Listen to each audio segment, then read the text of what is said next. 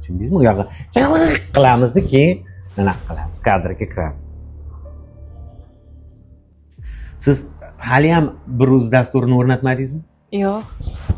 Siz o'rnatguningizcha qonunchilik 3 marta o'zgardi. Hali ham Excel'da yurityapsizmi? Shunday. Mana qarang, interfeys o'zbekcha, oson, sodda, juda ham tushunish oson. Mana yengil bitirgan buxgalterlar ham o'tiradi, shunday ishlab ketadi. Hech qanaqa ortiqcha savollar bo'lmaydi, murakkabliklar bo'lmaydi. Nima muammo shu?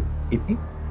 Bir o'z buxgalteriyani boshqa dasturlardan farqi nimada o'zi? Qarang, O'zbekistonda birinchilardan bo'lib sun'iy intellektga dasturimiz integratsiya qilindi. Bu nima degani?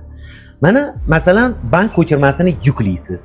Yuklaganingizda oldingi qilgan amaliyotlaringizni sun'iy intellekt analiz qiladi va yuklagan bank ko'chirimingizga o'zi avtomat provodga beradi.